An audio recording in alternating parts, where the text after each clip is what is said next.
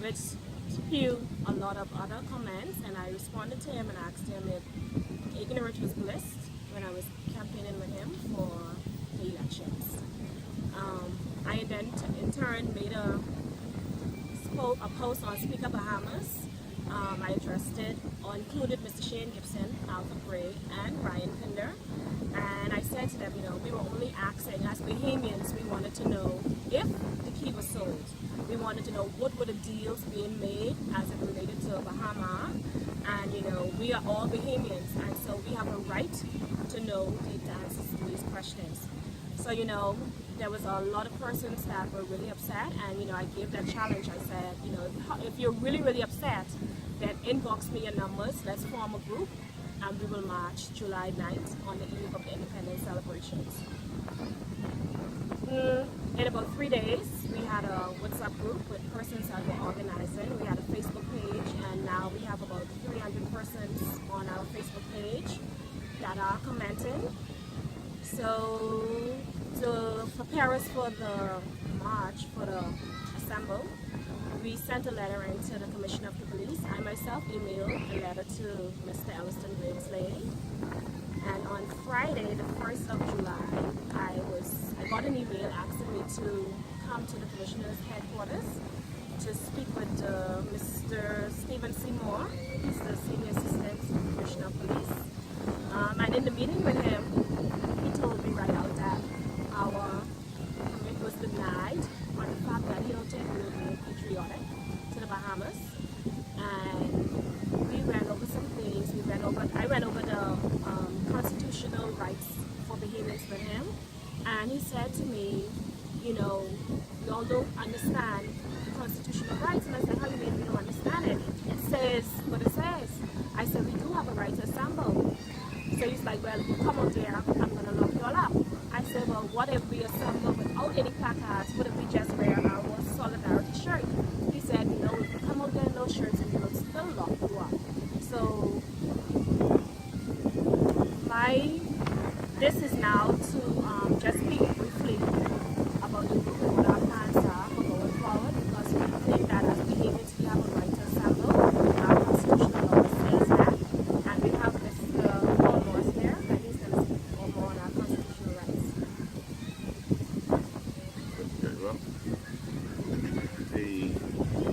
the Commissioner of Police was consulted based on the fact that there's some law where they want you to come to them, so I guess so they're aware of it. But that law could never trump the Constitution. The Constitution, Articles 22 and 23, is very specific as to the kind of rights that you have in the country, which means that you have a right of freedom of expression. You can express yourself.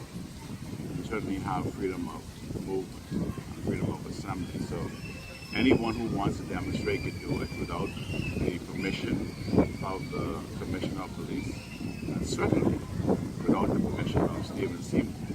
Parades as the Commissioner of Police not. The fact is that you have a right to wear any shirt that you want. You can wear any color that you want. You can walk up and down every square inch or mile of this archipelago. And so I just wanted to be here to be sure that people understand that the Constitution, which was drafted in 1972, has been all-inclusive to give Bahamians every right, and you don't need to consult persons who don't understand it. If they do understand it, give it all information. So I think the demonstration is apt, and I certainly support it.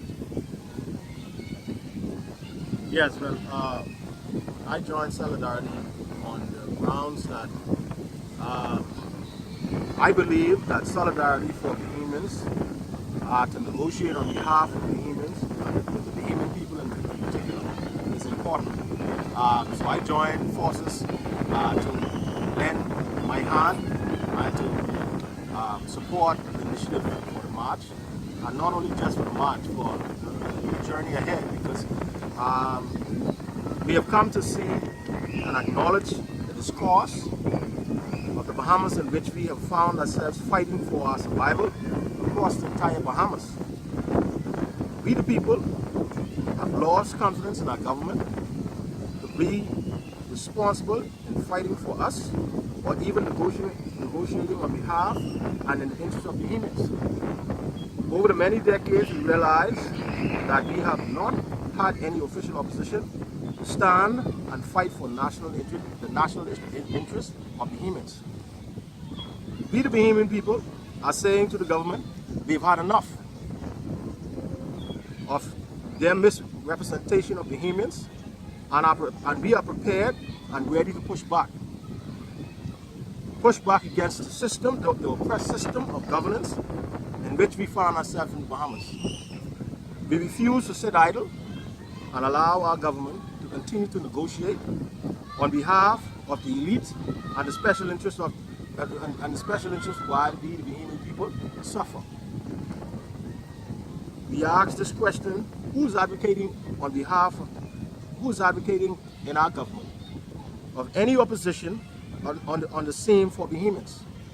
Today, we take this bold stand and hold our government responsible and accountable to the issues and concerns of national importance to Bahamians. Further to solidarity, we want to question the integrity of our government as it relates to fiscal responsibility. We find ourselves in a continued downgrade of our country. We are collecting taxes and not knowing where it's going. Crime, no solution. Wasted taxpayers' money on two jumping carnivals. We ask the question, where's the revenue from it? Money's missing from road traffic. No answers from the government. Money's missing in social services. No answers from the government. Money's missing at COB. No answers from the government. Bamsey mishandling of the contract. No answers from the government. Ruber's oil spill and cover up. No solution or push or backup plan where they should have suggested and implemented a RO system to help facilitate and mitigating the issues that people was experiencing to prevent the contamination in the water. High fuel costs. We ask the question: who are we paying the price for the middleman? Are we paying the price for the middleman? Murder for hire. Some politicians involved. We the people are still waiting for the government to answer us. City market employees are still waiting for the resolution. Poor health facilities and services. Mortgage relief, we are still waiting for the solution. Continued poor education for decades. Immigration reform and national security, still no answers. COB, over 40 years, and we are still not a university. External debts of our country above our national debt, we ask the government to explain. WTO and other treaties, why are we signing on to these treaties without consultation with the Bahamian people? We move to the national service, our national resources in this country. We have been acknowledged and aware that our regonite is being exported out of the country. We ask, where is our natural resources legislation? Where is our oil referendum that has been tabled and been campaigned on in 2012 campaign, and yet no referendum? We ask, where's the legislation on fly fishing? One of our industry in this country of national importance to us. Our salt, why is it still being outsourced to foreigners? These are some of the many issues and concerns we in Solidarity and the general public still ask our government to be accountable and responsible to us for the many issues and concerns that face the Bahamian people and are dire and causing the travesty and concerns that we have in this country today. So I just wanted to speak to those issues and give the Bahamian people an understanding as to why we stand in solidarity, to face the government and say we are going to stand up and we are going to face them head on and let them know that we are aware of the issues we are faced with. Thank you. Yes, my name is Nathaniel Alagates. I'm a building contractor and an entrepreneur. I joined Solidarity because I believe in economic empowerment for all Bahamians. Like my fellow member just listed off the myriad of issues that we have. All of these are seepage outcome that could have been given to Bahamians. Why are our leaders in this 21st century, in 2016, still allowing foreigners to benefit from our natural resources, which we inherit from our ancestors? And I am standing here and I am protesting with my fellow brothers and sisters to let you know you have the power. You have the power that the people in power, because it's us who gave them the power on our behalf. And it's our time to take it back and get our resources and educate our children so that they can make this Bahamas a better place for our great-grandchildren. Thank you very much. Good afternoon, I'm Jeffrey Delvo, and my purpose for joining Solidarity, I mean, every person around the table actually has stated everything in a nutshell. I'm one of those persons who is an advocate for Bahamians first.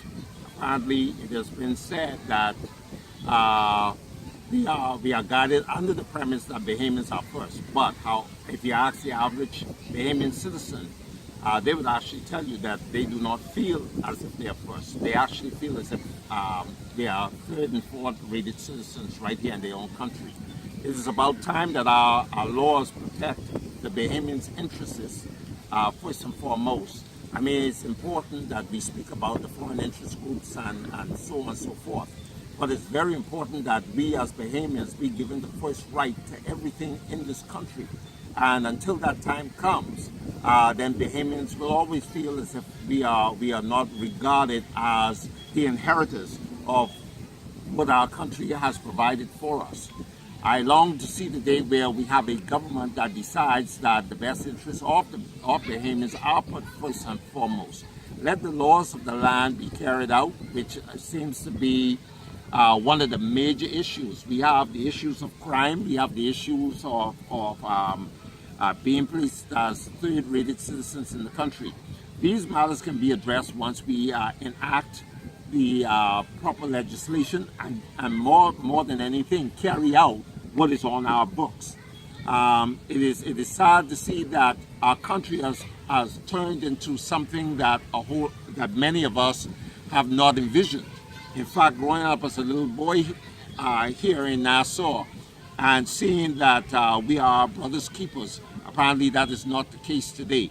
We have to look out for each other. We have to show love and compassion for each other. We have to come to a point where we resolve our differences in a much better way than we do today. Last but not least, in many cases today, we find that the conflicts we have today is because we have not learned the aspect that we can agree to disagree.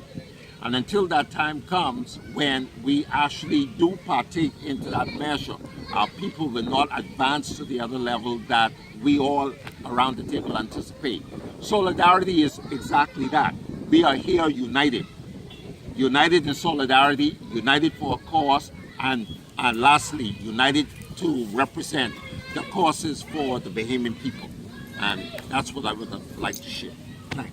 Okay, I want to end by saying that in response by the Commissioner, we are very, very saddened, but we want the Commissioner to know that if it were not for men and women like us who decided to press forward, even when they were threatened with imprisonment and death, he would not have been an Assistant Commissioner today. He and the government have to know that our fight is not for personal gain. Our uniting is to demand the necessary change in the right direction that this country so badly needs. No, Assistant Commissioner, we are not unpatriotic. We cannot just sit by and let our country be consumed by this corrupt system that has consumed every aspect of our country that we love. This is our Bahama land. This is our Bahama land too, and we choose not to run, but instead to stay, fight and work together to uplift our great nation. For we recognize that it is our time to speak out for our rights of the weak, the apathetic, the depressed, and the suicidal. It is our time to fight for our exhausted police officers and defense force officers who cannot see their families because our once peaceful little town has turned into a war zone. It is our time to let our voices be heard on behalf of our teachers, doctors, nurses, hotel workers, and public servants who are forced to work under unhealthy, unbearable conditions in order to feed their children. It is time to demand that the shackles are released from the Commissioner of Police so that he can do his job. It is our time to demand that we treat our family islands like they are truly a part of this country, as their concerns deserve to be addressed too. This is no time to be silent. So please, Citizen of National Security, we request that you advise the Assistant Commissioner to leave us alone.